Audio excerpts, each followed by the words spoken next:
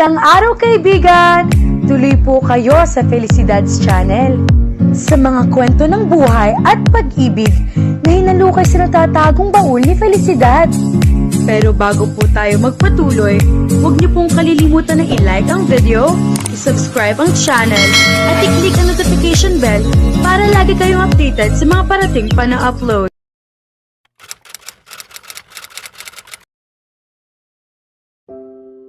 Nakaupo si Natalia sa gilid ng kama, pilit na pinoproseso ang lahat ng nangyari sa buong araw. Sa gitna ng kanyang pag-iisip, bigla niyang nakita ang sarili bilang isang kriminal. Sinira niya si Ashton. Wala naman itong ibang ginawa kundi protektahan siya. Sinubukan nitong gampanan ang papel na minsang ginampanan ni Nicholas, ngunit ang problema, hindi ito si Nicholas. Siya si Ashton. Mula sa unang araw hanggang ngayon, napagtanto ni Natalia na unti-unti niyang hinahayaan ang sarili na maging bahagi ng buhay nito. At kung tutuusin, masaya siya. Masayang-masaya kung tutuusin. Ngunit hindi ba niya niloloko ang alaala ng kanyang namayapang minamahal sa pagbibigay ng puwang kay Ashton na dati nang nakalaan para kay Nicholas? Unti-unti nang nakapasok si Ashton sa kanyang puso, ngunit hindi niya kayang ibigay rito ang puwang na iyon. Marahil ay ang mga pagbabagong dulot ng kanyang mga damdamin ang nagtutulak sa kanya na makaramdam ng ganito, ngunit hindi niya kayang mahalin ang iba maliban kay Nicholas. Hindi niya kayang ibigay ang sarili sa iba maliban kay Nicholas. Tagapangalaga niya si Ashton, oo, isang taong palaging nandyan upang protektahan siya. Ngunit hindi niya kayang umabot sa puntong ibibigay niya rito ang puwang na matagal nang nakalaan kay Nicholas. Ang katotohanan, wala na si Nicholas. At ang simpleng paghipo lamang ni Ashton ay sapat nang gumawa ng mga bagay sa kanyang katawan na hindi kailanman nagawa ng iba. Ang halik nila ngayong araw ay naging matindi. Hinayaan niyang lamunin siya ng sandaling iyon. Mula nang ikasal sila, iyon ang unang pagkakataon na nagkaroon sila ng ganoong kalapit at matalik na sandali. At ang tanging iniwan nito sa kanya ay isang matinding pagnanais na maranasan pa iyon. Ang paghipo ni Ashton ay tila nagpalabo sa kanyang mga pandama, dahilan upang mahirapan siyang mag-isip at kumilos ng maayos. Kailangan niyang lumayo rito. Kung hindi niya alam kung hanggang kailan niya kayang labanan ang sarili niyang damdamin. Napakagwapo nito. Kaakit-akit na para bang isang Diyos mula sa mga kwentong Griego. Para itong lalaking madalas niyang mabasa sa mga nobelang romansa, ang uri ng lalaking minsan niyang pinangarap na makasama. Ngunit hindi ito ang kanyang lalaki. Tagapangalaga lamang niya si Ashton. Isang anghel sa kanyang buhay na patuloy siyang inililigtas mula sa kaguluhan at kalupitan ng mundo. Kailangan niyang lumayo rito upang mapanatili niyang kontrolado ang kanyang sarili. Kailangan niyang manatiling tapat sa isang lalaki lamang. Kay Nicholas. Sa tuwing tumitingin siya sa mga mata ni Ashton, may nakikita siyang unos, o kaya na may isang katahimikan na tila babala bago dumating ang bagyo. Hindi niya kailanman mabasa kung ano ang nasa likod ng mga iyon. Isa pa rin itong malaking misteryo para sa kanya. Ang buhay ni Ashton ay tila walang lohika. Wala itong ipinapakitang damdamin para kanino man. Maliban sa kanya, marahil ay wala talaga itong nararamdaman. Marahil ay matagal nang namatay ang bahagi nitong marunong makaramdam. O baka naman napakatalino lamang nito upang itago ang tunay nitong emosyon at hindi ito maipakita sa iba. Ang maskarang suot nito ay tila naging pangalawang balat na. Pakiramdam ni Natalia ay hindi pa niya kailanman nakita ang tunay na Ashton. Sino ba talaga siya? Naputol ang mahabang pag-iisip ni Natalia nang biglang tumunog ang kanyang cellphone. Tahimik siyang nanalangin na sana ay hindi si Ashton ang tumatawag. At sa pagkakataong iyon, pumanig sa kanya ang swerte. Si Xavier. Ang pinakaunang ginawa niya pagka-uwi ay ikonekta ang kanyang cellphone sa charger. Ayaw na niyang magkaroon na naman ng panibagong pagtatalo sa pagitan nila ni Ashton dahil lamang sa hindi niya nakakonekta ang kanyang telepono. Napabuntong hininga siya habang iniisip si Xavier. Talagang pasaway ang lalaking iyon. Dapat sana ay magiging masaya ang araw na ito, ngunit sinabi nitong hindi siya pumasok sa kolehiyo. Pagkatapos, namatay ang baterya ng kanyang cellphone, nagalit si Ashton at nauwi ang lahat sa kaguluhan. Sa mga nakaraang araw, tila nakalimutan na niya ang dati niyang buhay.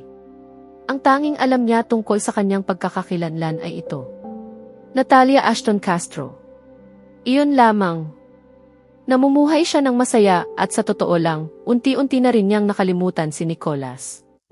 Ngunit tulad ng isang biglaang baha, may mga alaala na walang babala kung bumalik at rumagasa sa kanyang isipan, dahilan upang muling bumigat ang kanyang dibdib sa pagkakasala.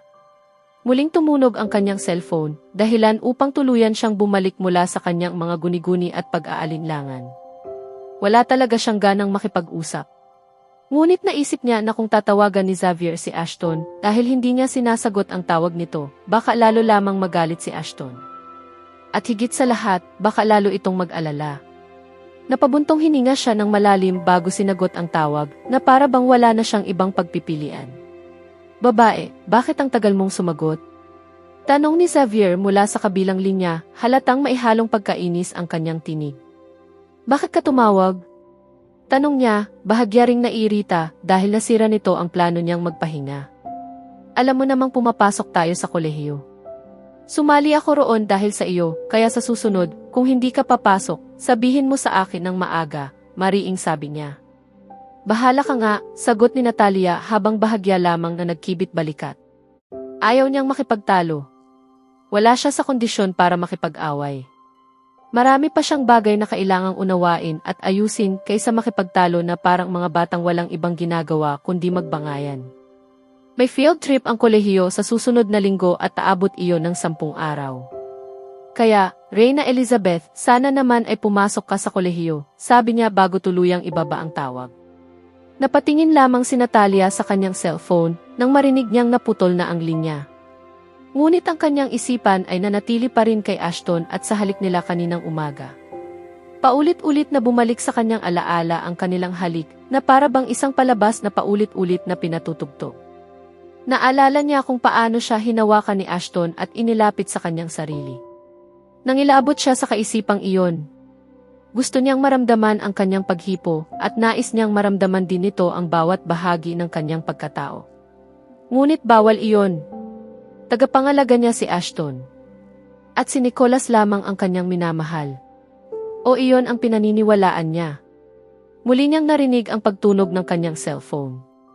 Pagtingin niya sa screen, nakita niya ang pangalan ni March. Agad niyang sinagot ang tawag at masayang bumati si March mula sa kabilang linya. Napangiti si Natalia. Talagang hindi marunong kumalma ang babaeng ito. Natalia. Hello. Sigaw ni March sa telepono. Napatawa si Natalia. Ano na naman, prinsesa? Tanong niya, natatawang napansin kung gaano kasaya ang kaibigan. Magkita tayo. Masayang sigaw ni March. Agad na nakaramdam si Natalia na may kung anong nangyayari. Kilala niya si March. Sa tono pa lamang ng boses nito ay alam na niyang may kakaiba. Para itong nasa tuktok ng mundo sa sobrang saya. Sige, pero bakit ba ang saya-saya mo? Tanong niya, hindi na napigilan ang kanyang pagkamausisa. Sasabihin ko sa iyo kapag nagkita tayo. Tinawagan ko na rin si Alison. Ipapadala ko sa iyo ang address, masayang sagot ni March, bago tuluyang ibaba ang tawag. Paalam, bulong ni Natalia na may ngiti sa labi. Kahit paano, may isang taong masaya.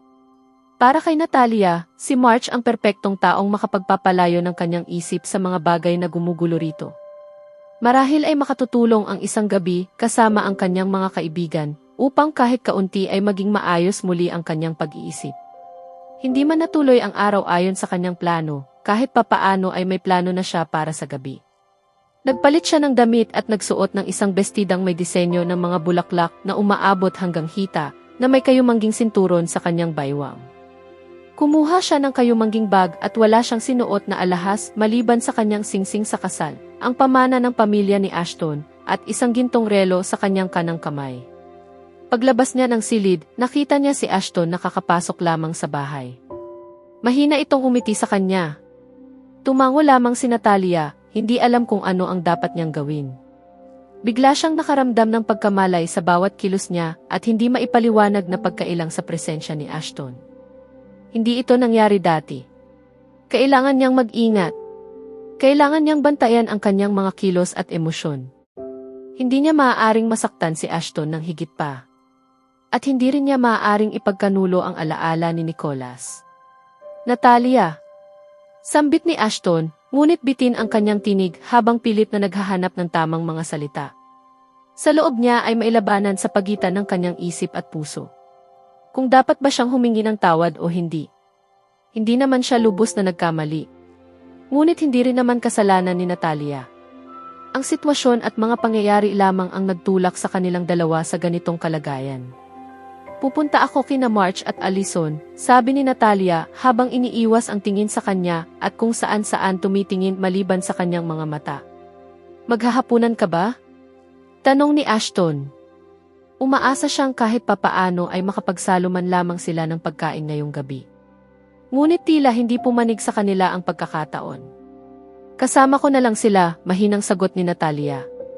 At bago pa siya makapagsalita muli, umalis na si Natalia ng bahay nang hindi man lamang muling tumingin kay Ashton. Naiwan si Ashton sa kanilang tahanan, tahimik na pinagmamasdan ang pinto ang tuluyang nagsara sa kanyang harapan. Tahimik na naglakad si Ashton patungo sa kanyang silid nang hindi man lamang nagsasalita o nagpapaalam kay Lotus tungkol sa hapunan.